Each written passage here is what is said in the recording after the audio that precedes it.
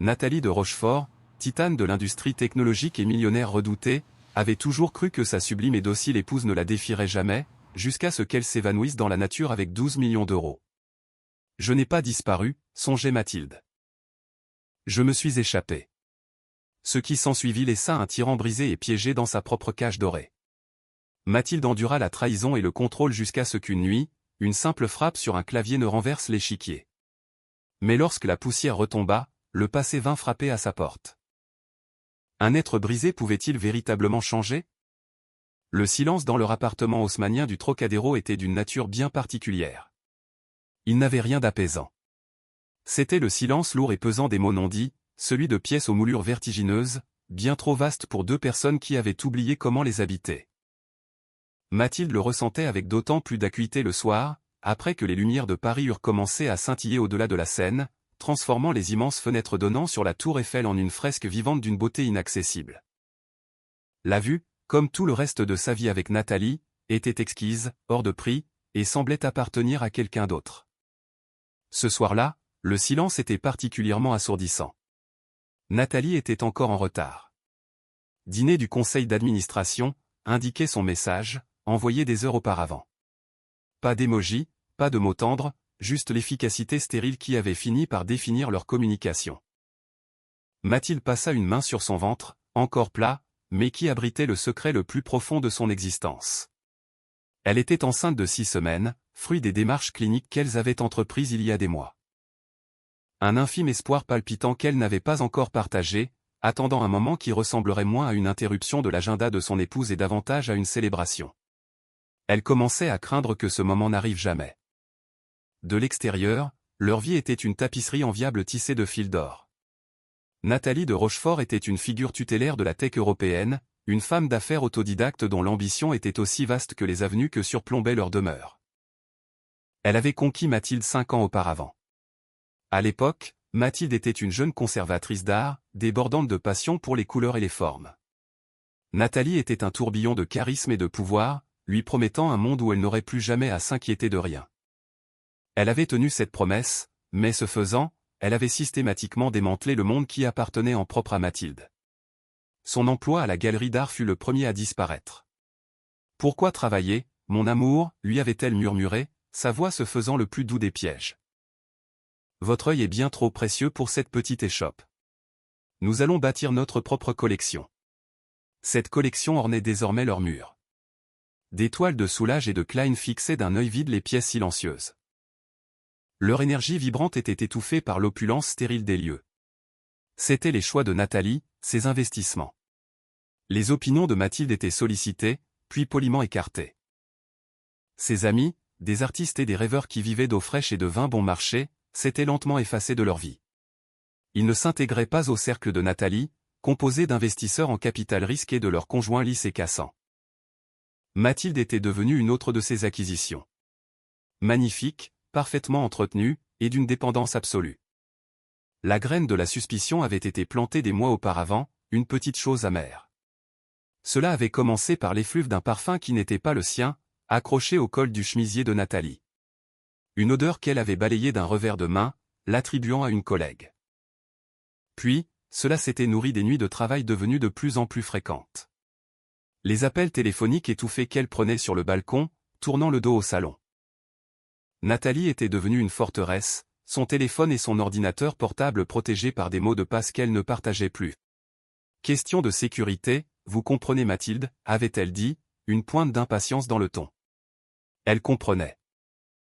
Elle comprenait que c'était elle que l'on tenait à l'écart. Ce soir, la suspicion s'était épanouie en une certitude nauséabonde. Plus tôt, en cherchant une aspirine dans le sac de sport de Nathalie, ses doigts avaient effleuré un petit écrin de velours. Ce n'était pas une boîte à bagues, mais quelque chose de plus plat. Son cœur avait tambouriné contre ses côtes lorsqu'elle l'avait ouvert. À l'intérieur, niché sur un lit de satin noir, reposait un délicat collier en or orné d'un saphir parfait.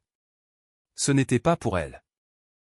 Son anniversaire était passé depuis 2 mois, et leur anniversaire de mariage n'aurait lieu que dans 4 mois. C'était un cadeau intime, le genre de présent qu'une personne puissante offre à une femme qu'elle tente d'impressionner, de posséder.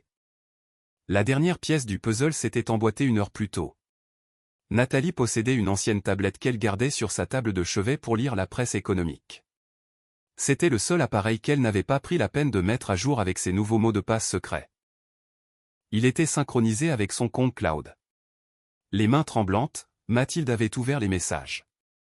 Et là, s'étalait un fil de discussion, non pas sous un nom, mais sous un simple emoji cœur rouge.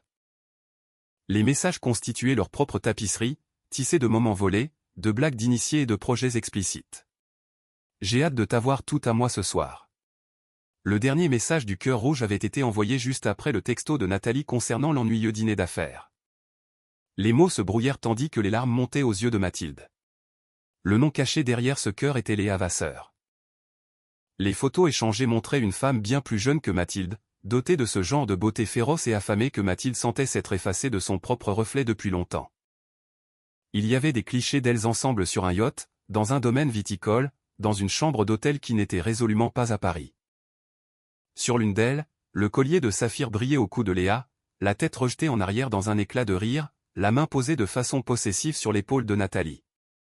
Une vague de nausées, tranchante et acide, submergea Mathilde. C'était bien plus que les nausées matinales qu'elle dissimulait. C'était la manifestation physique de la trahison. La vie qu'elle menait, la femme qu'elle aimait, l'avenir qu'elle portait en elle. Tout n'était que mensonge. La cage dorée dans laquelle elle était entrée lentement, de son plein gré, venait de se refermer brutalement. Elle était prise au piège. Elle s'effondra sur le cuir froid du canapé de designer, la tablette glissant de ses doigts engourdis. Le silence de l'appartement haussmannien n'était plus seulement une absence de son. C'était une présence. C'était le fantôme de son mariage, le spectre de sa propre naïveté. Elle regarda les lumières de Paris, les millions de vies qui vacillaient au loin, et se sentit terrifiante et irrémédiablement seule. Mais à mesure que les larmes s'apaisaient, remplacées par un vide froid et lucide, un nouveau sentiment commença à poindre. C'était faible, une minuscule braise sous les cendres de son cœur. C'était de la colère, et c'était la première chose qui lui avait semblé véritablement sienne depuis très longtemps. La femme qu'elle avait épousée était une étrangère. La vie qu'elle menait était une imposture. Et la femme qui avait laissé tout cela se produire était sur le point de disparaître. Nathalie de Rochefort ajusta le col de sa veste dans le reflet des portes en laiton poli de l'ascenseur. Elle aimait la femme qui la regardait, tranchante, sûre d'elle, une prédatrice en tailleur sur mesure. Le monde était un jeu, et Nathalie avait appris très tôt comment gagner. Elle se nourrissait de l'art de la négociation, du frisson de l'acquisition, qu'il s'agisse d'une start-up en difficulté, d'une œuvre d'art rare ou d'une maîtresse. Elle pénétra dans le hall du Ritz, où l'odeur de l'argent et de l'ambition saturait l'air. Elle n'allait pas à un dîner du conseil. Elle retrouvait Léa. La simple pensée de cette jeune femme lui envoyait une décharge d'adrénaline familière, un cocktail puissant de désir et de risque. Léa était tout ce que Mathilde n'était pas. Elle était le feu là où Mathilde était l'eau calme. À 26 ans, cadre marketing dans une firme concurrente, Léa était acérée, audacieuse et d'une ambition assumée. Elle ne se contentait pas d'admirer le pouvoir de Nathalie, elle le reflétait. Leur liaison avait débuté 6 mois plus tôt, lors d'un sommet technologique à Genève. Cela avait commencé par un débat sur une stratégie de marché qui s'était transformé en un dîner séducteur, pour finalement déborder sur une nuit qui avait laissé Nathalie revigorée comme elle ne l'avait pas été depuis des années. Avec Mathilde, la vie était devenue confortable, prévisible. Elle était belle, gracieuse, l'hôtesse parfaite. Elle était le port tranquille pour abriter ses tempêtes, et pendant un temps, c'était ce qu'elle désirait. Elle l'aimait, ou du moins, elle aimait l'idée qu'elle s'en faisait.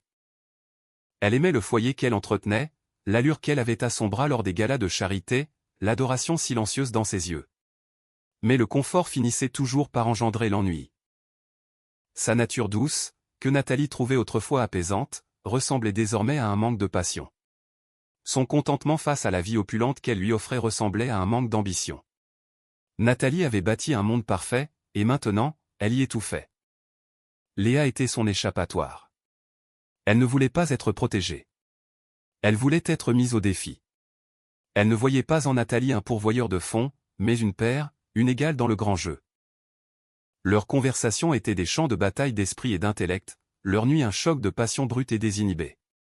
Elle la faisait se sentir jeune, vivante, semblable à la louve affamée qu'elle était avant les millions et les responsabilités, et non la lionne repue. Elle l'aperçut au bar du palace, une écorchure de soie rouge jurant magnifiquement contre les boiseries sombres. Léa se tourna, comme devinant sa présence, et un lent sourire entendu s'étira sur son visage. C'était un sourire qui clamait « Je sais ce que vous voulez, et c'est moi qui l'ai. » Vous êtes en retard, ronronna Léa alors que Nathalie se glissait sur le tabouret adjacent, son genou frôlant le sien. Je concluais une affaire, mentit-elle avec aisance, l'excuse glissant de ses lèvres avec le naturel d'une respiration. Elle fit signe au barman. Le classique, toujours à conclure des affaires, murmura Léa, ses doigts traçant le bord de son verre de vin de Bourgogne. J'espère que cela en valait la peine. Ça l'était, répondit Nathalie, plongeant son regard dans le sien. Mais ceci est infiniment meilleur. Le mensonge ne s'enregistrait même plus comme tel dans son esprit. Sa vie était une série de compartiments, tous scellés et isolés les uns des autres. Il y avait Nathalie la PDG, Nathalie l'épouse, et Nathalie l'amante. Elle naviguait entre eux avec une fluidité pratiquée, convaincue d'avoir maîtrisé l'art de la double vie.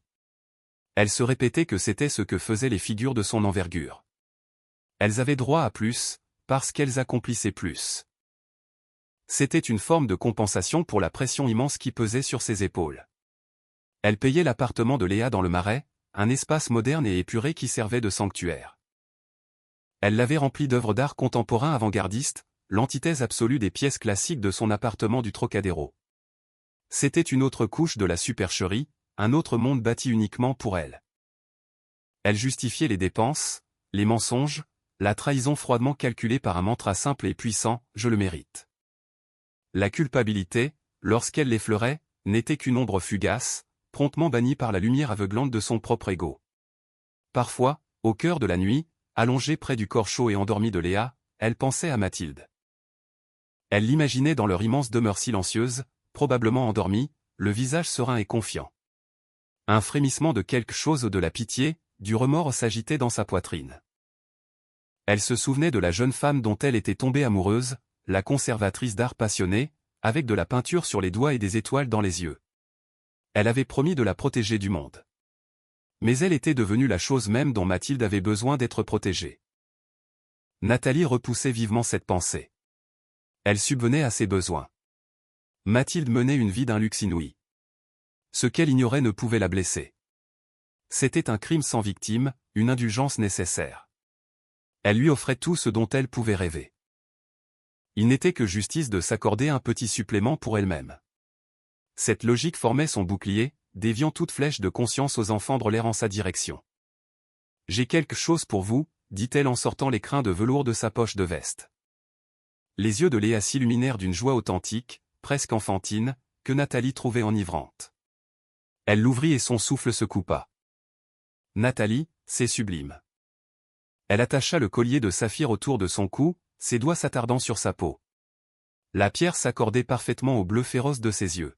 « C'est pour ma perle rare », murmura-t-elle, les mots agissant comme une fléchette empoisonnée visant une femme à quelques kilomètres de là, endormie dans un lit devenu glacial. Nathalie de Rochefort était une architecte, un maître d'œuvre bâtissant une existence sur des fondations de mensonges. Elle admirait sa propre création, le design complexe, l'exécution sans faille. Jamais elle n'avait envisagé que la structure entière, si méticuleusement érigée, pût s'effondrer sous l'effet d'une seule onde de choc silencieuse, celle de la découverte. Jamais elle n'avait imaginé que la femme placide dans sa cage dorée possédât une force qu'elle n'avait jamais daigné chercher, une volonté qu'elle avait fatalement sous-estimée. Elle la considérait comme un bel objet à posséder, oubliant que même les choses à l'apparence la plus fragile, lorsqu'on les pousse dans leur retranchement, peuvent pulvériser leur chaîne avec une force explosive. L'aube se leva sur Paris, jetant de longues ombres accusatrices sur les parquets en point de Hongrie de l'appartement haussmannien. Mathilde n'avait pas dormi. Elle était restée assise sur le canapé toute la nuit, le froid du cuir s'insinuant dans ses os, regardant la capitale s'éveiller. Chaque voiture de passage, chaque sirène lointaine, était le son d'un monde auquel elle n'appartenait plus. Elle dérivait dans un état de choc si profond qu'il s'apparentait à un rêve éveillé. Mais la tablette posée sur la table basse était une encre brutale à la réalité. Lorsqu'elle avait entendu la clé de Nathalie tourner dans la serrure au milieu de la nuit, elle s'était réfugiée dans leur chambre, feignant le sommeil. Elle ne pouvait pas l'affronter. Pas encore. La femme qui s'était glissée dans le lit à ses côtés, sentant légèrement le vin et un parfum étranger, était une inconnue. Elle était restée là, rigide, lui tournant le dos, écoutant le rythme régulier de sa respiration. Ce son, qui l'apaisait autrefois, lui semblait à présent être une provocation. Comment pouvait-elle dormir d'un sommeil si lourd, si paisible, au milieu des ruines de leur existence? Maintenant, dans la lumière crue du matin, le choc commençait à se dissiper, remplacé par une marée de douleurs brutes et fulgurantes. C'était une souffrance physique, un vide dans sa poitrine si vaste qu'elle eut peur d'y être engloutie. Chaque souvenir de leur vie commune était à présent corrompu. Chaque « je t'aime » était un mensonge. Chaque sourire partagé, une performance théâtrale. Elle était la vedette d'une tragédie sans même avoir su qu'elle se trouvait sur scène. Et puis, il y avait l'enfant. Son secret. Son infime espoir palpitant. L'espoir que cet enfant serait le ciment qui réparerait les fissures de leur mariage, qu'il ramènerait Nathalie vers elle, vers leur foyer. L'ironie était une pilule amère à avaler. Cet enfant, conçu cliniquement au sein d'une union qui n'était déjà plus qu'un simulacre, naîtrait dans une zone de guerre. L'idée de mettre un bébé au monde dans cet univers de tromperie, d'élever un enfant avec une personne passée maître dans l'art de la duplicité, lui était insoutenable. Une nouvelle vague de nausées la submergea, et elle courut à la salle de bain, se vidant dans la vasque de marbre. Alors qu'elle était agenouillée sur le carrelage froid, haletante, quelque chose bascula. La douleur était toujours là, un feu rugissant dans son âme. Mais sous cette brûlure, une nouvelle strate se formait. C'était dur, froid et cristallin. C'était de la détermination. Elle ne serait pas la victime de cette histoire. Elle ne serait pas l'épouse éplorée, la femme pathétique qu'on jette aux oubliettes. Nathalie avait bâti son empire sur des mensonges, et elle l'avait utilisé comme un élément de décoration magnifique et passif. Elle l'avait sous-estimé, l'avait considéré comme une propriété, un actif financier. Elle allait découvrir à quel point elle s'était trompée. Elle se releva, croisant son reflet dans le vaste miroir, une version pâle et hantée d'elle-même. Mais ses yeux, bien que rougis et cernés, brillaient d'un éclat nouveau, un éclat dangereux. Elle n'était pas seulement l'épouse de la millionnaire. Elle était Mathilde Lavoie, fille d'un expert comptable judiciaire, une femme qui avait grandi entourée de chiffres et de logique, qui avait renié cette part d'elle-même pour plaire à une autre. Il était temps de la ramener à la vie. Son père lui avait appris la grammaire de l'argent. Pas seulement comment le gagner, mais comment il circule, comment il se cache, comment il peut devenir une arme. L'argent est un récit, Mathilde, lui disait-il souvent. Chaque transaction te raconte une histoire. L'argent de Nathalie racontait une histoire de pouvoir, de contrôle. Elle avait tissé leurs finances en une toile complexe où Mathilde figurait comme personne à charge, une bénéficiaire sans véritable accès, sans véritable pouvoir. Elle l'avait fait, disait-elle, pour lui simplifier la vie. Mathilde voyait désormais la chose pour ce qu'elle était, un barreau supplémentaire à sa cage. Elle se rendit dans son bureau, une petite pièce baignée de soleil qui était le seul espace de l'appartement qu'elle sentait véritablement sien. Elle alluma son ordinateur portable. Ses mains tremblaient, mais son esprit était un piège d'acier. Au cours de la dernière année, pressentant la distance grandissante entre elles, elle avait commencé à prêter attention. Elle avait observé Nathalie approuver des virements, noter les noms de ses banquiers privés, des sociétés écrans qu'elle utilisait pour protéger ses actifs. Elle l'avait fait par le biais d'une peur vague, non formulée. À présent, c'était son arsenal. La première étape consistait à comprendre l'étendue exacte de leurs finances. Nathalie gardait tout méticuleusement organisé, témoignage de son besoin obsessionnel de contrôle. Son arrogance était sa faiblesse. Jamais elle n'aurait cru Mathilde capable de démêler sa toile. Elle trouva le dossier numérique qu'elle cherchait, nommé pompeusement « compte du foyer ». C'était un euphémisme. Il contenait les relevés de tous, ses comptes d'investissement personnels, leurs comptes joints, les holdings de leurs propriétés immobilières. Elle passa les heures suivantes dans un état de concentration second, une véritable transe. Les chiffres à l'écran n'étaient qu'un amas de virgules et de zéros, mais pour Mathilde, ils commençaient à chanter. Elle voyait les schémas, les flux de capitaux. Elle voyait les prélèvements mensuels pour le bail d'un appartement hors de prix dans le Marais. Elle voyait les relevés de cartes de crédit, les joailliers de la place Vendôme, les hôtels 5 étoiles dans des villes qu'elle n'avait jamais visitées avec elle. L'histoire que racontait l'argent était plus accablante que n'importe quel message texte. La douleur demeurait un bourdonnement constant sous la surface, mais la colère apportait une clarté absolue. Nathalie ne l'avait pas seulement trahi. Elle avait utilisé leurs ressources communes pour financer sa double vie. Elle avait utilisé l'argent auquel Mathilde avait droit en tant qu'épouse, en tant que partenaire, pour courtiser sa maîtresse. L'injustice de la situation était un feu courant dans ses veines. À midi, elle avait dressé un portrait clair. L'essentiel de leur liquidité, près de 12 millions d'euros, était détenu sur un compte de courtage joint à la banque privée Edmond de Rothschild. C'était un compte joint, mais Nathalie en était la titulaire principale. Elle l'avait configuré de sorte qu'elle devait approuver tout virement supérieur à 10 000 euros. C'était son mécanisme de contrôle ultime. Mais il y avait une faille. Mathilde était signataire. Elle avait le droit légal d'accéder au fonds. La limite de 10 000 euros était un paramètre imposé par leur banquier privé, un certain Victor Delacroix, qui vénérait Nathalie et traitait Mathilde avec une politesse exquise mais condescendante, employant toujours un « vous » cérémonieux pour bien marquer la distance de classe. Pour déplacer l'argent, elle devrait passer par Victor, ou trouver un autre chemin. Un plan commença à prendre forme, audacieux et terrifiant. C'était un pari aux proportions épiques. Si elle échouait, Nathalie la verrouillerait à l'extérieur du système, la laissant sans un sou. Mais si elle réussissait, elle serait libre. Elle regarda de nouveau par la fenêtre. La capitale ne lui semblait plus menaçante. Elle ressemblait à un défi. La cage dorée avait été en grande partie de sa propre fabrication. Elle y était entrée de son plein gré, éblouie par l'éclat des dorures. Mais une cage, aussi belle soit-elle, reste une prison. Et elle en avait terminé de purger sa peine. Le voile était entièrement levé. Elle avait vu la vérité sur sa vie, son mariage, son épouse. Il était temps que Nathalie découvre la vérité sur elle. Le plan était une chorégraphie délicate et périlleuse, et Mathilde passa les 2 jours suivants à en orchestrer chaque pas. Nathalie était dans son élément, consumée par une nouvelle fusion d'entreprises, ce qui impliquait de longues soirées et une attitude distraite, presque cavalière, à la maison. Elle était un monarque absent, confiant dans la sécurité de son donjon, n'imaginant pas un seul instant qu'un coup d'État se tramait dans les appartements de la reine. Son arrogance servait de couverture idéale aux opérations de Mathilde. Sa première manœuvre fut d'établir une nouvelle identité financière indépendante. Utilisant un VPN et l'ordinateur d'une bibliothèque publique de l'autre côté de la Seine, elle ouvrit une série de nouveaux comptes bancaires sous son nom de jeune fille, Mathilde Lavoie. Elle choisit une banque exclusivement en ligne, reconnue pour la robustesse de sa sécurité informatique et dépourvue d'agences physiques où Nathalie pourrait faire irruption. Elle ouvrit ensuite un nouveau compte de courtage auprès d'une firme concurrente, réputée pour sa discrétion absolue.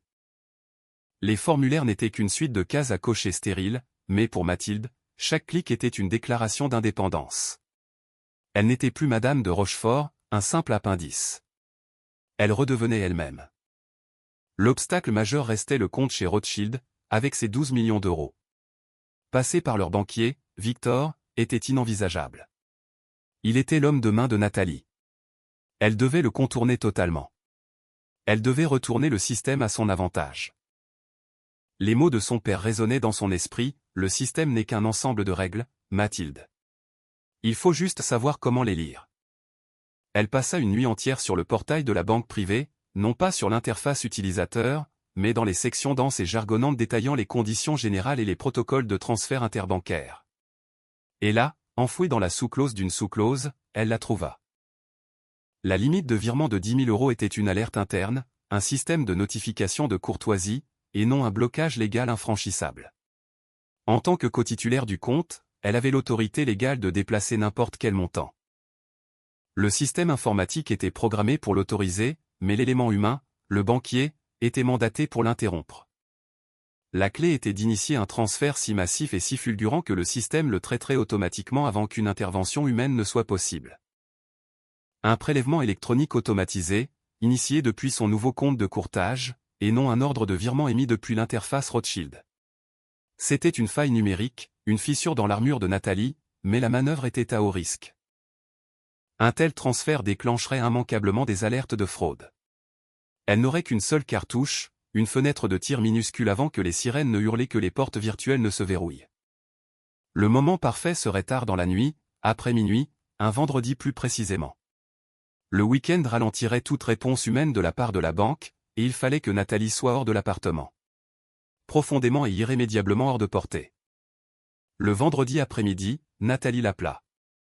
Mauvaise nouvelle, mon amour, dit-elle, la voix mielleuse de faux regrets. L'accord rencontre un obstacle. Ça va être une nuit blanche avec les avocats d'affaires. Je ne rentrerai sans doute pas avant demain matin. Mathilde sentit un frisson lui parcourir l'échine. Elle savait pertinemment où son épouse se trouverait. Elle avait vu la réservation d'hôtel dans ses courriels, une confirmation pour une suite au Georges V avec Léa. La réservation incluait même une requête pour qu'une bouteille de champagne millésimée et des roses soit disposée dans la chambre à leur arrivée. La cruauté désinvolte de la chose lui coupa le souffle, mais forgea sa détermination en un diamant pur et incassable. « Oh, non, ma chérie, répondit Mathilde, sa voix composant une symphonie parfaite d'inquiétude conjugale. Ne travaillez pas trop dur. Je vous laisserai une assiette dans le réfrigérateur. Vous êtes la meilleure, Mathilde, dit-elle avant de raccrocher. Cette nuit-là, l'appartement du Trocadéro était un tombeau. Le silence était absolu. Mathilde était assise à son bureau, la lueur de l'écran illuminant ses traits. C'était l'heure où l'obscurité était la plus dense. Son cœur frappait la chamade. Ses mains planaient au-dessus du clavier, moites de sueur.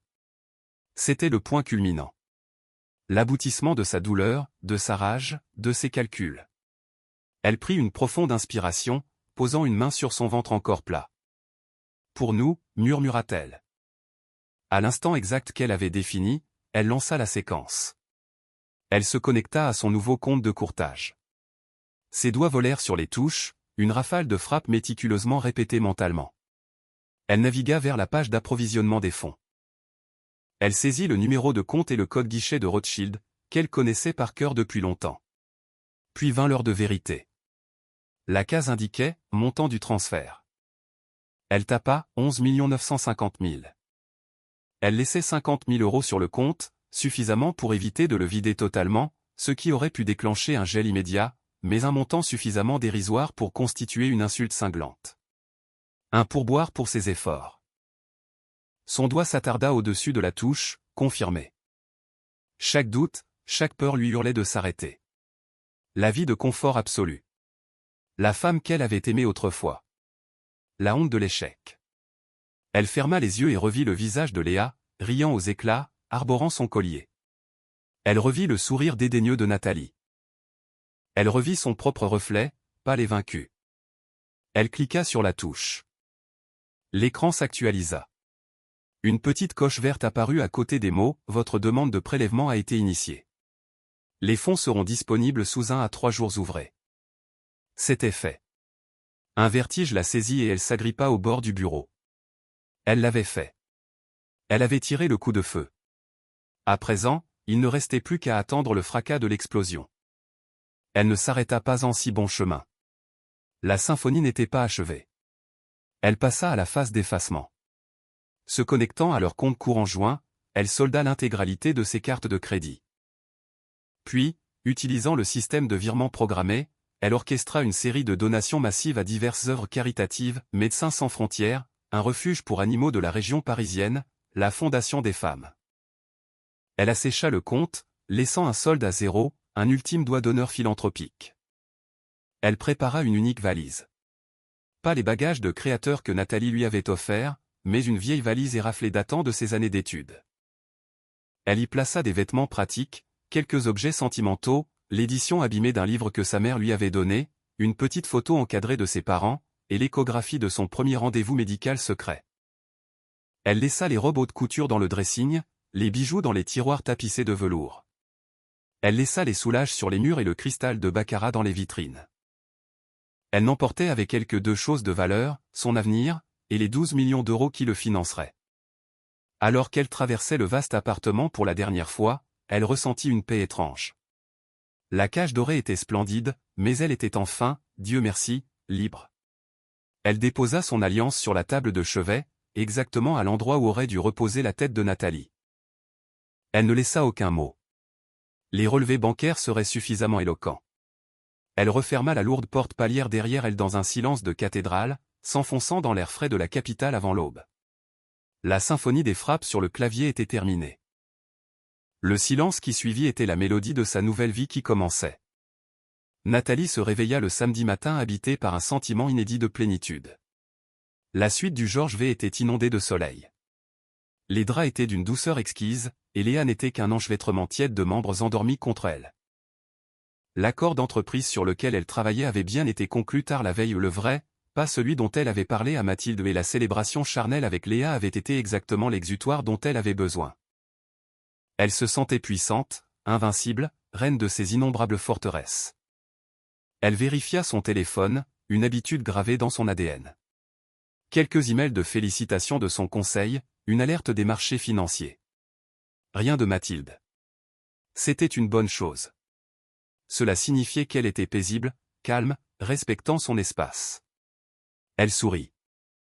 Elle avait tout, et elle gérait la situation à la perfection. Elle déposa un baiser sur l'épaule dénudée de Léa, prit une douche et commanda le petit déjeuner en chambre. Il était près de midi lorsqu'elle sortit enfin sa Porsche du parking souterrain de l'hôtel, les avenues de Paris étincelant sous un ciel d'un bleu parfait. Elle décida de jouer les épouses modèles. Elle fit un détour pour acheter les macarons préférés de Mathilde chez Pierre Hermé, un petit geste pour adoucir sa nuit d'absence, une preuve symbolique de son affection. Lorsqu'elle pénétra dans l'appartement haussmannien, le silence lui parut immédiatement anormal.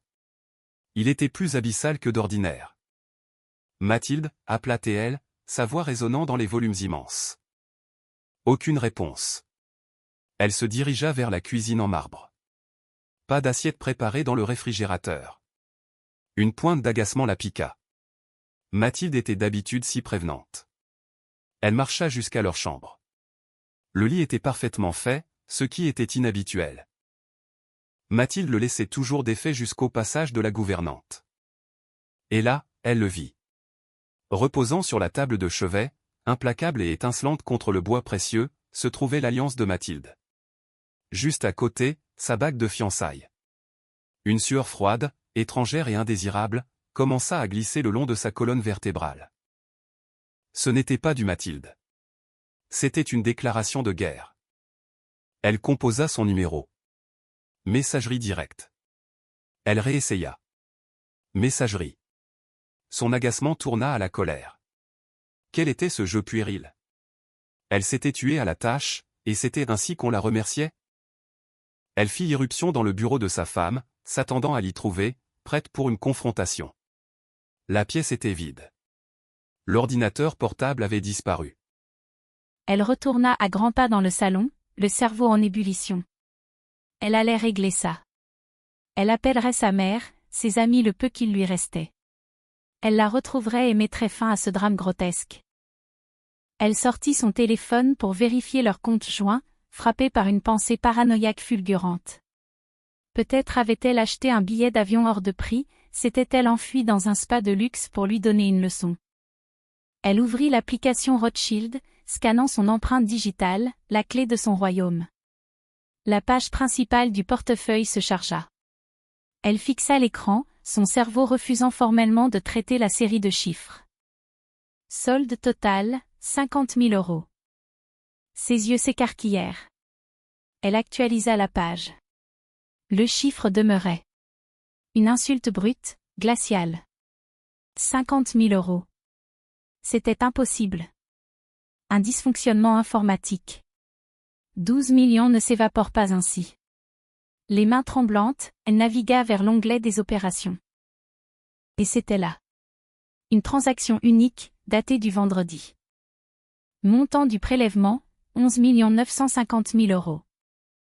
Le monde bascula sur son axe.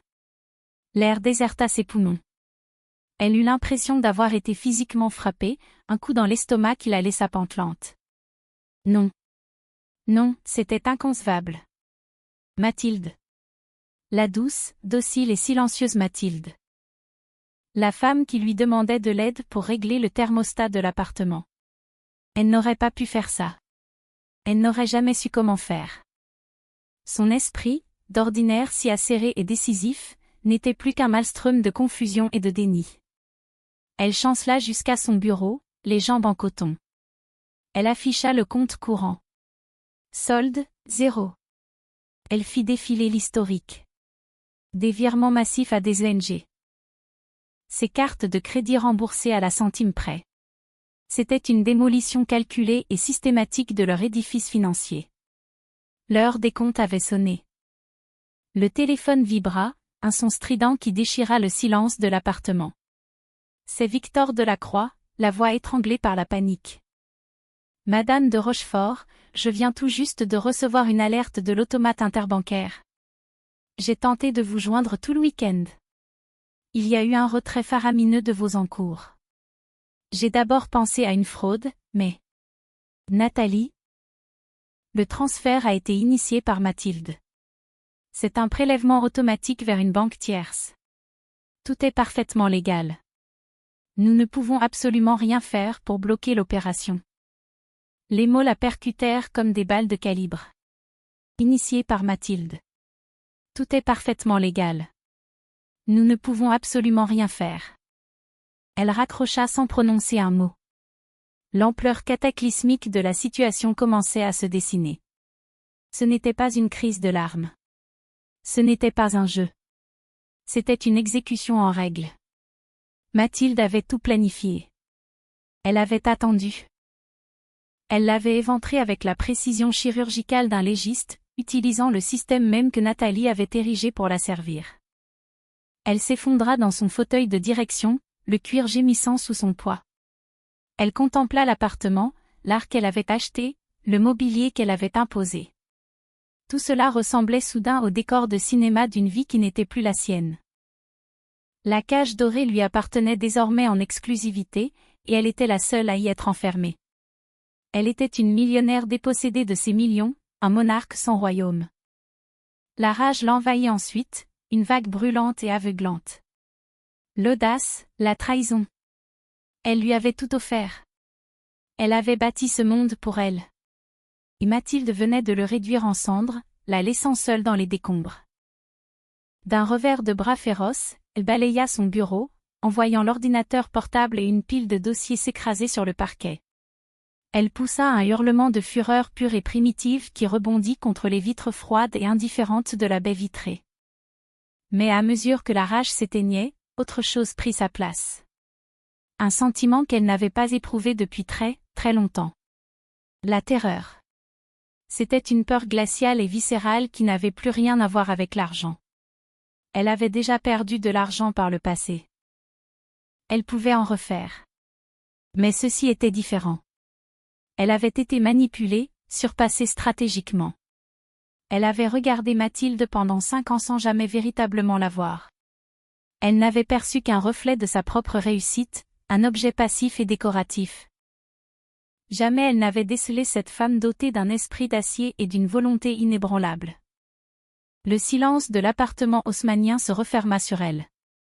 Elle était seule. L'architecte de la Dupri se tenait au milieu des ruines de sa propre conception, les compartiments hermétiques de sa vie ayant volé en éclats. Il n'y avait personne à appeler, aucun marché à conclure, personne à blâmer sinon le reflet dans le miroir. Le châtiment n'était pas seulement financier.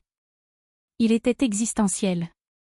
Nathalie de Rochefort, la femme qui possédait le monde entier, venait de réaliser qu'elle ne possédait absolument rien. Le Mistral qui soufflait sur Saint-Rémy-de-Provence était une entité vivante. Il balayait les Alpilles, secouant les cyprès centenaires et s'engouffrant dans les ruelles pavées avec une force purificatrice. Pour certains, c'était un vent rude. Pour Mathilde, c'était un sanctuaire. C'était un rempart qui la coupait du monde qu'elle avait fui, lui offrant l'espace de respiration dont elle avait désespérément besoin. Elle avait loué un vieux mas en pierre, dissimulé au bout d'un chemin bordé d'oliviers. C'était l'antithèse formelle du Penthouse parisien. L'endroit était chaleureux, un peu brut de décoffrage, avec une immense cheminée et un jardin envahi par les herbes folles. Ça sentait la lavande séchée et le feu de bois. Ça sentait la maison. Les premières semaines furent un brouillard de désorientation. La liberté, découvrit-elle, était vertigineuse. Pendant 5 ans, ses journées avaient été structurées par l'agenda de Nathalie, ses choix dictés par ses préférences. À présent, les heures s'étiraient devant elle, vastes et vierges. Elle se réveillait dans la petite chambre baignée de lumière méditerranéenne, et l'espace d'un instant, oubliait où elle se trouvait. Le silence n'était plus cette chape de plomb de l'appartement haussmannien. C'était une quiétude douce et réparatrice, mais c'était un silence qu'elle devait réapprendre à combler par elle-même. Elle avait de l'argent. Plus qu'elle n'aurait jamais pu l'imaginer. Les 12 millions d'euros dormaient sur son nouveau compte de courtage, une somme formidable et intimidante. C'était sa sécurité, son arme, mais aussi le rappel constant de la vie qu'elle avait dynamitée pour l'obtenir. Elle ne ressentait aucune culpabilité à l'avoir pris. Elle le considérait comme une indemnité de licenciement pour un poste qui lui avait coûté son âme. Néanmoins, le poids de cette fortune représentait une responsabilité inédite. Sa grossesse était son véritable ancrage. Les nausées étaient le rappel physique et constant de la vie qui grandissait en elle. C'était une vie qui n'appartenait qu'à elle. Cet enfant ne serait pas un de Rochefort. Il serait un Lavoie. Il serait élevé non pas dans un musée stérile, mais dans une maison avec un jardin caressé par le soleil du sud. Cet enfant connaîtrait un autre type d'existence, une autre forme de force. Elle se forgea une routine.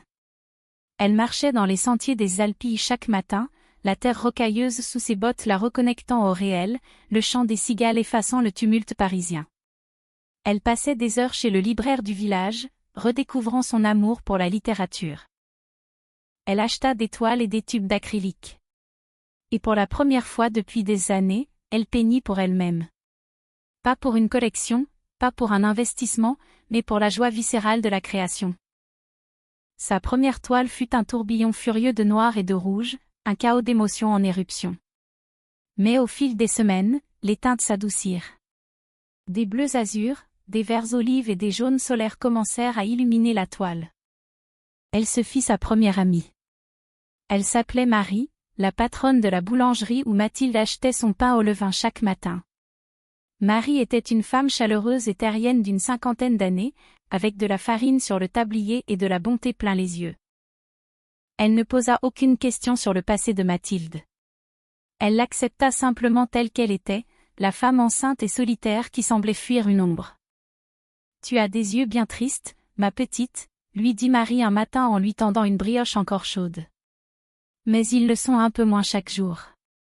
Mathilde avait souri, un sourire authentique qui plissait le coin de ses yeux.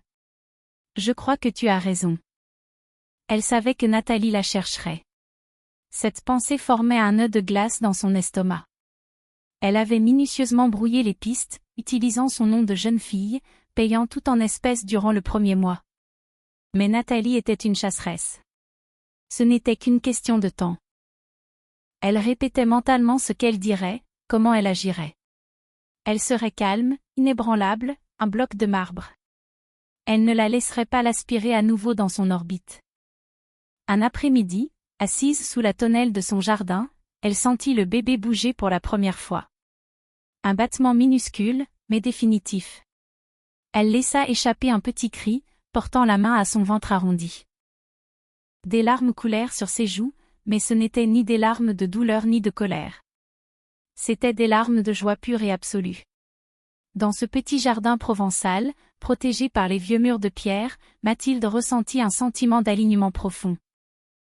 Pas envers une femme ou un mirage de vie parfaite, mais envers l'avenir qu'elle était en train de forger, coup de pied après coup de pied. Elle n'était plus en fuite. Elle bâtissait quelque chose. Un foyer. Une identité. L'argent en était les fondations, mais les murs étaient montés de ses propres mains. Elle apprenait à être seule, sans pour autant se sentir isolée. Elle devenait sa propre protectrice. L'aube nouvelle en Provence n'était pas un lever de soleil fulgurant et incendiaire. C'était une lente et douce dissipation des ombres. C'était le brouillard qui se lève pour dévoiler la promesse d'une journée claire. Mathilde guérissait encore. Les cicatrices de la trahison de Nathalie étaient profondes. Mais pour la première fois depuis une éternité, elle éprouvait un espoir qui n'était pas conditionné par le regard d'une autre. C'était un espoir tranquille, né de sa propre résilience. L'espoir d'une survivante. Les coups frappés à la porte retentirent un mardi après-midi. C'était une journée d'hiver lumineuse, où le ciel provençal affiche un bleu implacable et sans nuages. Mathilde était dans la cuisine, les mains farinées, son ventre formant un globe ferme et rond sous son tablier. Elle était enceinte de 7 mois maintenant, et avait trouvé un rythme qui s'apparentait à la paix. Les coups étaient mesurés, mais fermes. Ce n'était pas le facteur, ni les petits coups secs de Marie. Une terreur glacée, fantôme de sa vie passée, la submergea.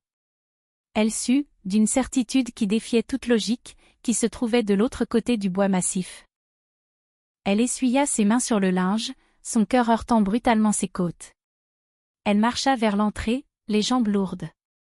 Elle regarda par l'œilleton et son souffle se figea. C'était Nathalie. Elle était transfigurée. L'arrogante prédatrice, l'invincible dirigeante avait disparu. La femme qui se tenait sur le seuil semblait avoir rétréci. Son manteau de cachemire était froissé, ses traits étaient creusés de fatigue, et des cernes violacées marquaient son regard, témoin de nuits blanches qui n'avaient rien à voir avec le surmenage professionnel. Elle ressemblait à une coquille dont on aurait raclé l'intérieur. Mathilde prit une lente inspiration, posant une main protectrice sur son ventre. Elle s'était préparée à cet instant. Elle ne flancherait pas. Elle tourna la lourde clé en fer forgé. Nathalie ne prononça pas un mot pendant une éternité. Ses yeux, autrefois si calculateurs et perçants, débordaient d'une tristesse hébétée, lancinante. Elle regarda Mathilde. Puis, son regard descendit vers son ventre proéminent, et une expression d'une douleur si déchirante traversa son visage que Mathilde ressentit presque un éclair de pitié. Presque. Mathilde, finit-elle par souffler, la voix éraillée, comme rouillée par le silence. Nathalie, répondit-elle, le ton froid et régulier, masque parfait dissimulant la tempête intérieure. Comment m'as-tu trouvé? Le tutoiement franchit ses lèvres naturellement. Il n'y avait plus de faux-semblants, plus de distance mondaine. Juste la nudité des faits. Ça n'a pas été facile, répondit-elle, l'ombre de son sourire orgueilleux effleurant brièvement ses lèvres. Tu as été d'une minutie redoutable. Mais j'ai des ressources. Elle marqua une pause. J'ai engagé un détective privé. Un détective hors de prix. Le sous-entendu flotta lourdement entre elles. Elle n'avait plus les millions à jeter par les fenêtres pour régler un problème. Elle saignait à blanc financièrement. Et la retrouver était ce pourquoi elle avait choisi de dépenser ses derniers capitaux. Que veux-tu? Demanda Mathilde d'une voix atone. Parlez. S'il te plaît, juste 5 minutes. Mathilde hésita. Tout son instinct lui hurlait de lui claquer la porte au nez. Mais elle regarda de nouveau la femme brisée qui se tenait là où la reine de la tech parisienne régnait autrefois. La curiosité l'emporta, et peut-être le besoin de clore elle-même ce chapitre. Très bien, dit-elle en s'effaçant pour la laisser entrer. 5 minutes. Nathalie pénétra dans le mas rustique, sa haute stature semblant encombrante dans cet espace chaleureux. Elle balaya du regard le mobilier simple, la toile inachevée sur le chevalet, la pile de livres sur la maternité posée sur la table basse. C'était à des années-lumière de la vie qu'elle connaissait, de la vie qu'elle avait imposée. Tu as construit tout ça, murmura-t-elle, la voix pleine d'une stupeur mêlée d'incrédulité. Tu as pris l'argent et tu as disparu. Je n'ai pas disparu, Nathalie, asséna-t-elle, la voix gagnant en puissance. Je me suis échappée. La nuance est de taille. Nathalie soutint enfin son regard. Pourquoi ne m'as-tu pas dit que tu étais enceinte? La question était à vif, suintant la blessure. Un rire amer s'échappa des lèvres de Mathilde. À quel moment exactement aurais-je dû le faire? Avant ou après ta nuit au Georges V avec Léa? Aurais-je dû griffonner un petit mot à côté de l'alliance et du relevé de compte vidé? Nathalie tressaillit comme sous l'effet d'une gifle. Je sais, dit-elle, la voix se brisant. Je sais que j'ai échoué. Je nous ai trahis. J'ai été une idiote, Mathilde. Une imbécile arrogante et égoïste. Elle semblait si totalement vaincue, si dramatiquement dépouillée de son armure, que Mathilde se retrouva à court de mots. Ce n'était pas la confrontation martiale qu'elle avait anticipée. Elle s'attendait à de la rage, des menaces judiciaires, des exigences de remboursement. Elle n'avait pas prévu cette confession brute et ravagée. J'ai tout perdu, continua Nathalie, se laissant tomber sur le bord du fauteuil en lin, la tête entre les mains. L'entreprise est dans la tourmente. Le conseil d'administration a exigé ma démission. J'ai dû vendre l'appartement du Trocadéro, la collection d'art, les voitures, tout. Mais ce n'est pas ça que j'ai perdu. C'est toi que j'ai perdu, et j'ai.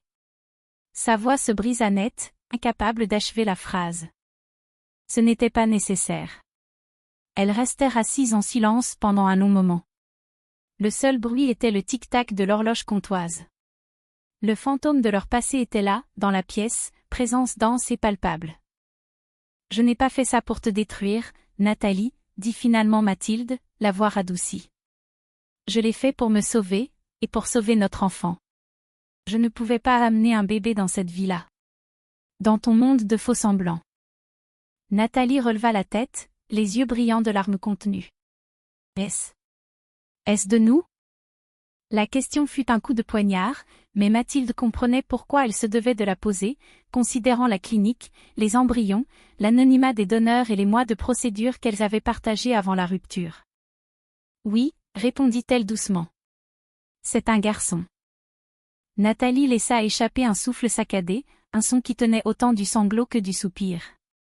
Un fils, murmura-t-elle. Les 5 minutes étaient largement écoulées.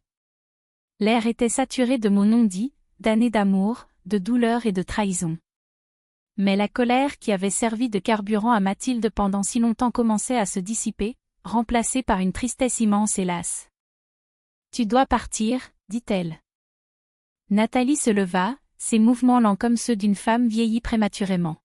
« Pourrais-je le voir quand il naîtra ?» demanda-t-elle d'une voix à peine audible. « Je ne réclamerai rien d'autre. Je ne demanderai rien au juge. Je veux voir mon fils. » Mathilde observa la femme face à elle. Le fantôme de son passé. L'autre mère de son enfant. Elle pensa au bébé qui grandissait dans son ventre. Un garçon qui méritait de connaître ses racines, de ne pas voir en Nathalie un monstre de conte de fées, mais un être humain faillible, brisé, et capable de remords. « Je n'en sais rien, » dit-elle avec honnêteté. « J'ai besoin de temps. Tu ne peux pas juste revenir dans ma vie. Tu vas devoir le mériter. » Nathalie hocha la tête, une lueur de compréhension traversant son regard. « Je sais. Et je le ferai. Quoi qu'il en coûte. J'attendrai. » Elle se retourna et franchit le seuil, refermant doucement la porte derrière elle. Mathilde resta plantée au milieu de son petit salon silencieux, la main sur son ventre. L'affrontement était terminé. Le démon avait été exorcisé. Et dans la quiétude qui suivit, elle comprit que ce n'était pas la fin du livre. Ce n'était que l'ouverture d'un nouveau chapitre, infiniment plus complexe. Le chapitre du pardon. 6 mois plus tard, le Mistral avait laissé place à la lumière chaude du printemps provençal. Le mas de Mathilde n'était plus un sanctuaire silencieux pour une seule personne. C'était un joyeux capharnaüm de balancelles, de sacs à langer, embaumant l'odeur douce et lactée d'un nouveau-né. Mathis Bernard, tel était le nom qu'elle lui avait donné, empruntant le nom de jeune fille de sa propre mère pour l'ancrer dans sa lignée à elle. Il avait 3 mois. C'était un bébé magnifique, avec les yeux calmes de Mathilde et une touffe rebelle de cheveux noirs qui était indéniablement la signature génétique de Nathalie. Il était le centre de son univers, l'axe autour duquel tournait sa nouvelle existence. La maternité était plus harassante et plus merveilleuse qu'elle n'aurait pu le concevoir. C'étaient des nuits blanches et une inquiétude viscérale, mais c'était aussi un amour d'une férocité telle qu'il avait reconfiguré son âme. Nathalie avait tenu parole. Elle avait attendu. Elle n'avait pas appelé. Elle n'était pas apparue à l'improviste. Au lieu de cela, elle avait écrit. De longues lettres manuscrites, envoyées à une boîte postale que Mathilde avait louée au village. La première était arrivée une semaine après la naissance de Mathis. Elle était brève, juste quelques lignes. « J'ai appris par des connaissances communes que tu avais accouché, » écrivait-elle. « J'espère que vous êtes tous les deux en bonne santé. Je pense à toi. » Les courriers avaient continué d'arriver au rythme d'un par semaine. Ce n'étaient pas des lettres d'excuses larmoyantes ou de justifications pathétiques. C'étaient des journaux de bord d'une introspection douloureuse. Elle décrivait sa nouvelle vie. Obligée de céder ses parts pour éviter une OPA hostile, elle n'était plus la reine de Paris. Elle vivait dans un modeste appartement en banlieue lyonnaise, travaillant comme simple consultante pour une start-up. Elle y parlait de sa thérapie, du processus atrocement douloureux consistant à déconstruire l'ego colossal qu'elle avait mis une vie à sculpter. Elle parlait de sa solitude, non pas le regret du pouvoir ou du compte en banque, mais le manque de cette connexion humaine fondamentale qu'elle avait consciemment piétinée. « J'ai passé ma vie entière à acquérir des choses », écrivit-elle dans une lettre. Je pensais que c'était cela, la définition du succès. Je commence seulement à comprendre que les seules choses qui ont de la valeur ne s'achètent pas. Mathilde lisait chaque enveloppe, tiraillée par un mélange complexe de scepticisme, de pitié et d'un respect réticent. Il est toujours plus aisé de se repentir lorsqu'on est acculé à la ruine. Mais il y avait une sincérité crue dans ses mots, une honnêteté brutale qu'elle ne lui avait jamais connue. Elle n'essayait pas de la reconquérir. Elle essayait de se retrouver elle-même. Lorsque Mathis eut 2 mois, Mathilde avait répondu par un mot lapidaire, glissant une unique photographie de leur fils dans l'enveloppe. « Voici Mathis. Il est en pleine santé et il rit beaucoup. » Une semaine plus tard, un petit paquet était arrivé. Ce n'était pas un cadeau Tapax en grave-l'œil des beaux quartiers. C'était un exemplaire usé et corné du Petit Prince de Saint-Exupéry. À l'intérieur, un petit mot, c'était mon livre préféré quand j'étais enfant. Ma mère me le lisait chaque soir. J'ai pensé que tu pourrais peut-être le lui lire. Et ainsi, Mathilde avait pris sa décision. Ce jour était arrivé. Elle l'avait appelé, le cœur battant à tout rompre. Si tu veux rencontrer ton fils, lui avait-elle dit, tu peux nous rejoindre sur la plage des Saintes-Maries-de-la-Mer. À midi, elle l'aperçut de loin, marchant sur le sable balayé par les vents de Camargue. Elle portait un simple jean et un pull marin, ressemblant à n'importe quelle promeneuse profitant de l'air salin. Elle vit Mathilde et Mathis assis sur une couverture près des dunes, et son pas vacilla. Elle s'approcha lentement, avec une hésitation extrême, comme si elle approchait un animal sauvage prêt à fuir. Elle s'arrêta à 1 mètre, ses yeux rivés sur le petit paquet emmitouflé dans les bras de Mathilde. « Il est parfait », murmura-t-elle. « Il l'est », acquiesça Mathilde, la voix douce. « Puis-je » demanda-t-elle, les mains tremblant imperceptiblement.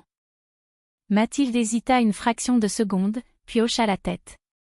Elle transféra avec d'infinies précautions le bébé endormi dans les bras de sa seconde mère. Nathalie soutint son fils comme s'il était forgé dans le cristal le plus fin. Elle baissa les yeux vers ce minuscule visage parfait, et une unique larme traça un sillon sur sa joue. Ce n'était pas la larme d'une femme brisée, mais celle d'une femme dont le cœur s'ouvrait enfin à la lumière. Elles restèrent assises sur le sable pendant plus d'1 heure, échangeant peu de mots. Elles regardèrent les vagues de la Méditerranée se fracasser et se retirer, un rythme immuable et éternel. Le passé était là, étendu entre elles, un océan insondable de souffrance. Mais le petit être endormi dans les bras de Nathalie était un pont. Un pont d'une fragilité absolue, mais porteur d'espoir. « Je ne te demande pas ton pardon, Mathilde, » dit doucement Nathalie, les yeux toujours fixés sur le visage de Mathis. « Je ne le mérite en aucune façon. Mais je veux être une mère pour lui. Si tu me le permets, je ferai tout ce qu'il faut. Je me plierai à toutes les règles que tu fixeras. Je veux juste qu'il ne grandisse pas sans me connaître. » Mathilde la regardant véritablement pour la première fois depuis des années.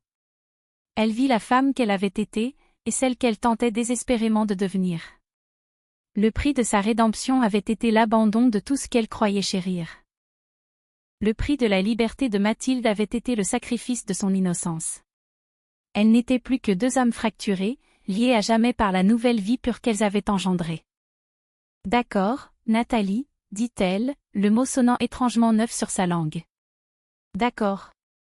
Nous pouvons commencer par là. » Ce n'était pas la promesse d'un avenir commun. La confiance, l'amour passionnel qu'elle lui avait porté s'était consumé à jamais. Mais c'était la promesse d'autre chose. Une promesse de grâce. La promesse que le cycle de la destruction s'arrêterait avec elle. Alors que le soleil déclinait, baignant l'écume d'une lueur dorée, Nathalie rendit Mathis à Mathilde. Leurs doigts se frôlèrent. Un contact bref, éphémère. Ce n'était pas le contact d'épouse, ni d'amante. C'était le contact de 2 survivantes. Deux mères qui venaient de trouver le chemin d'une paix incertaine et vacillante. L'histoire de leur mariage était bel et bien achevée. Mais l'histoire de leur famille, sous une forme inédite et inattendue, ne faisait que commencer. La rédemption n'était pas un point d'arrivée. C'était un long pèlerinage. Et elle venait tout juste, avec une prudence infinie, d'en faire les premiers pas.